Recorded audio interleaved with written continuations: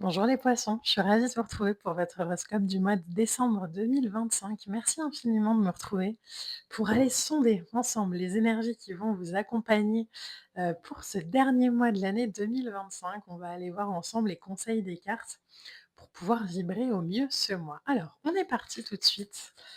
Les poissons, donc ce mois-ci, on a un tarot et un oracle qui sont venus et qui vont nous accompagner. Alors, hop. La première lame qui sort pour vous, les poissons, on a un 9 de bâton. Alors, le 9 de bâton, c'est une, les bâtons dans le tarot, ça nous parle de motivation, ça nous parle de tout ce qui va, souvent on va le référencer à l'action, mais c'est vraiment tout ce qui, a attrait, tout ce qui, relève de l'inspiration, de la réalisation, de la motivation, de la créativité, du mouvement, au-delà de l'action. Avec le 9 de bâton comme ça qui démarre votre tirage du mois de décembre, on peut parler peut-être d'une certaine forme de fatigue, d'une forme peut-être qu'on en a un peu marre de quelque chose ou qu'on a envie peut-être que, les choses se passent différemment ou qu'elles aillent plus vite. En tout cas, il y a une vraie,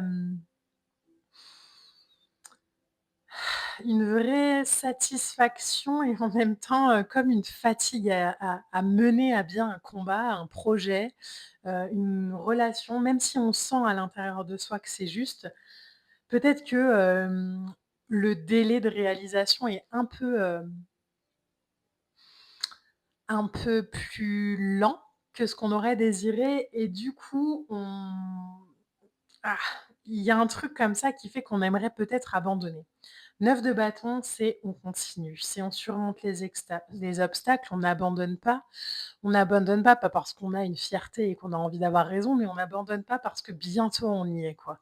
Ça demande encore un peu de travail, ça demande encore un peu d'ancrage peut-être aussi.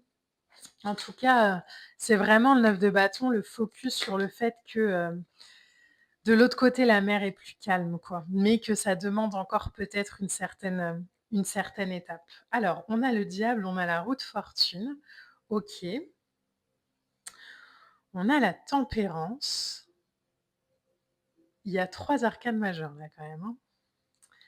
Votre projet, votre envie, votre désir, ce qui vous motive, même si ça vous épuise d'une certaine manière, je pense que ça vient aussi peut-être, vous demander de vous révéler un peu plus. Alors j'allais dire un peu plus fort, mais c'est pas vraiment le la vibration. Ça vous demande aussi peut-être de voir à quel point vous êtes encore plus courageux que ce que vous pensez. Le diable souvent dans le tarot est mal interprété dans le sens où on le voit un peu comme Lucifer ou Satan, mais en fait c'est juste notre petit moi, un peu le la vibration du, moi un peu, limité ou qui croit encore aux histoires qui se racontent. Là-haut, derrière, vous avez la roue de fortune. Alors la roue de fortune, c'est l'arcane qui va être présent sur l'année 2026. Si vous n'avez pas regardé le live avec Giovanna, je vous invite à le faire, où on parle vraiment des énergies, qui vont nous accompagner pour cette année 2026. Là, on parle avec, la roue de fortune alors c'est une lame de karma, hein, c'est une lame karmique évidemment, mais c'est aussi une lame qui nous parle, d'être arrivé en bas de quelque chose en termes de matière et d'avoir la volonté aussi de remonter vers plus de conscience. Donc peut-être qu'on a dû lutter ou dû mettre, certaines, actions en place, qui n'étaient pas forcément, parfois ça arrive, hein, dans la vie, qui n'étaient pas forcément hyper, raccord avec ce qu'on avait envie et en même temps on a dû le faire et là la roue de fortune c'est: «OK, maintenant je vais remettre un peu, de conscience dans ce processus-là alchimique, je vais, repartir vers quelque chose de plus solaire où je vais me permettre aussi de me déployer, de m'ouvrir, de m'ouvrir vers quoi? À plus de tempérance, donc à plus d'équilibre, à plus de justesse aussi peut-être, à plus de, la tempérance, c'est aussi l'arcane des sagittaires. C'est un arcane qui va, vraiment nous demander, de vibrer, alors au-delà de l'équilibre, qui va vraiment nous demander de nous aligner à quelque chose d'épanouissant, de trouver aussi de l'épanouissement dans le changement. Vous avez là quand même 2 cartes très alchimiques qui nous demandent aussi de nous adapter, qui nous demandent aussi de nous ancrer. C'est vraiment l'idée de, sortir peut-être d'une façon de penser que le plaisir doit être comblé immédiatement, comme si je devais comme si j'avais par exemple l'étincelle d'un nouveau projet et qu'il fallait qu'il porte ses fruits tout de suite, sinon faut que j'abandonne. Là, l'idée, c'est vraiment, bah, en fait, il y a des étapes, en fait, il y a des transformations, en fait, il y a un processus et on peut pas aller trop vite. Donc les poissons, j'ai l'impression que sur ce mois de décembre, on vous demande vraiment de respecter aussi la temporalité des choses, qu'on vous demande aussi de trouver de l'équilibre là-dedans, même si, on aimerait que ça aille peut-être plus rapidement ou même si on a une autre approche ou une autre envie.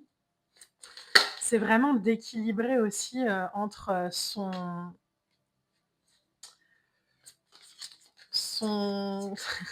son côté très spirituel et puis son petit soi un peu qui aimerait, vraiment voir les choses, et il y a rien de négatif là-dedans, hein, mais ça demande simplement un peu plus de stabilité. Alors d'autant plus que, au vu de ce que j'ai sous les yeux, hein, plus vous allez amener de structure, ça c'est l'empereur, plus on va amener de conscience, plus on va amener de responsabilité, plus on va aussi, peut-être, comprendre que faire driver des fois par, ses croyances ou ses petits, trucs de: «Moi je voudrais que ce soit comme ça» ou «Moi j'aimerais que» ou «Moi», plus on va comprendre que ça c'est le petit, moi qui enchaîne, hem et plus on va se relier à quelque chose de calme, comme un empereur. L'empereur, il va prendre des décisions pour un territoire entier. Il voit pas forcément, la réalisation ou la victoire tout de suite.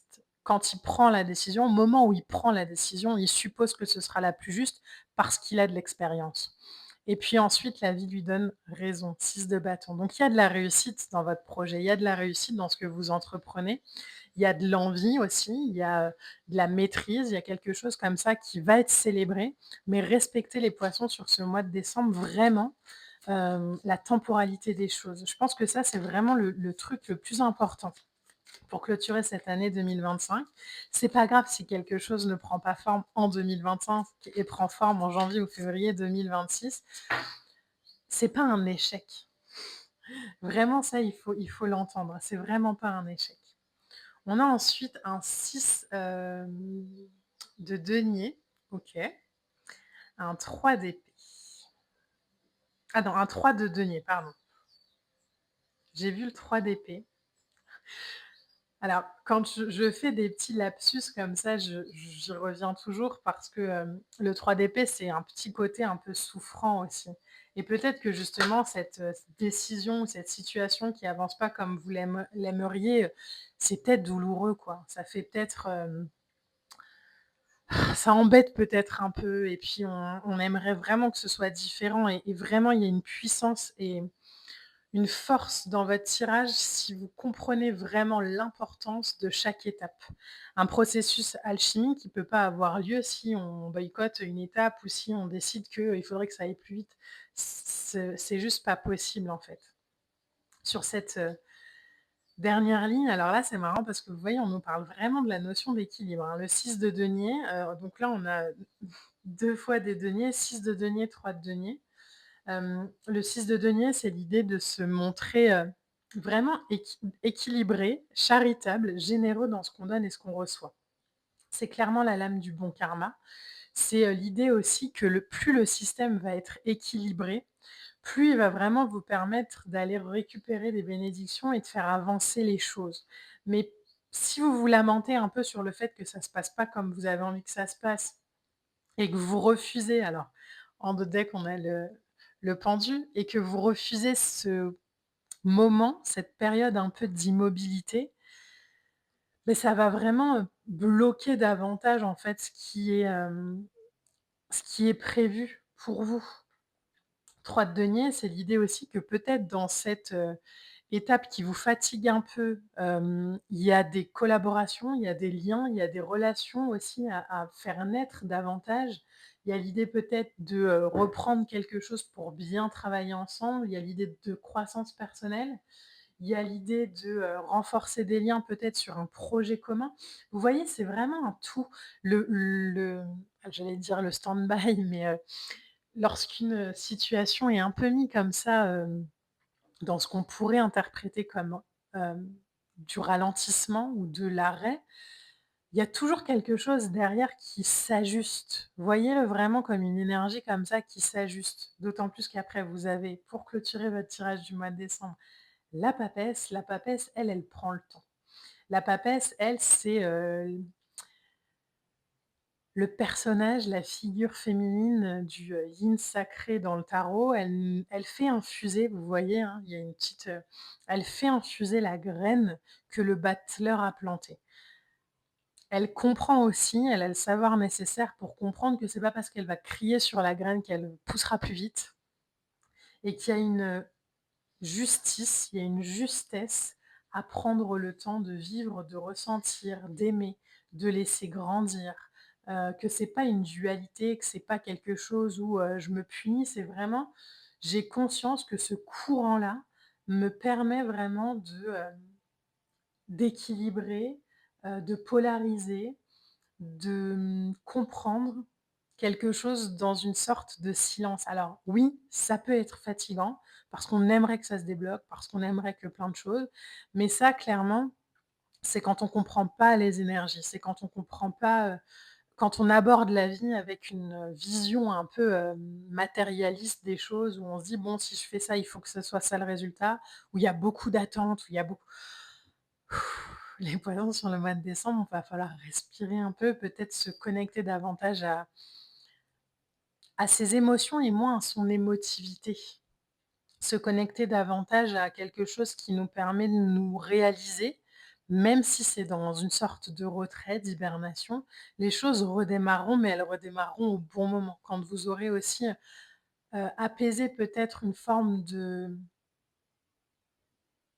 d'attente. C'est un peu ce que je vois comme image pour vous les poissons, un peu comme si on forçait une porte, heu alors que c'est pas encore le moment qu'elle soit ouverte, donc juste on respire, on a confiance dans votre projet, ayez confiance dans votre intuition, dans votre foi, mais comprenez aussi que parfois, les énergies demandent juste une adaptation et vous verrez que dans quelques semaines ou dans quelques mois, vous allez vous dire: «Ah bah, heureusement que ça a pris du temps parce que du coup, ça m'a permis d'avoir tel éclair de génie, telle idée, telle rencontre, ça m'a permis vraiment d'ouvrir là où peut-être j'étais un peu trop, bornée ou fermée sur une vibration. En carte oracle, pour vous les poissons, on a une porte sur l'infini. Vous voyez la porte, hein? La porte, elle s'ouvre, hein, elle va pas rester fermée et puis de toute façon avec un 6 de bâton, elle va s'ouvrir. Mais c'est vraiment la sensation et la compréhension, hem, que la célébration, elle se célèbre au moment où, heu, au moment où elle doit se célébrer en fait, au moment où tout est accordé. Une porte sur l'infini. En moi se trouve une porte sur l'infini. Je prends le temps de me retrouver en mon centre et de me lier au ciel. En cet espace de sérénité, je suis éternelle et indestructible. Par ce retour intérieur, j'ai le pouvoir de voir au-delà des événements et d'atteindre des degrés supérieurs de la vie. Ma lumière centrale est ma plus grande force, ma plus grande richesse. Prenez le temps sur ce mois de décembre, les poissons, prenez le temps de clôturer l'année, prenez le temps d'ouvrir la nouvelle. Faites-le en conscience, ne subissez pas les énergies, travaillez avec, hem, accompagnez-vous et appuyez-vous vraiment sur votre savoir et votre intuition parce qu'elle est juste. Écoutez-la peut-être davantage sur ce mois de décembre et revenez, avec confiance à l'intérieur de vous, dans votre temple intérieur, hem, dans une sorte de silence, de calme, mais en même temps, de Jardin de potentiel infini. Voilà les poissons. J'espère que ce tirage vous aura parlé. N'hésitez pas à liker, à partager, à commenter. On se retrouvera en janvier pour vos horoscopes. Je vous souhaite d'ici là de passer de belles fêtes de fin d'année en famille ou non.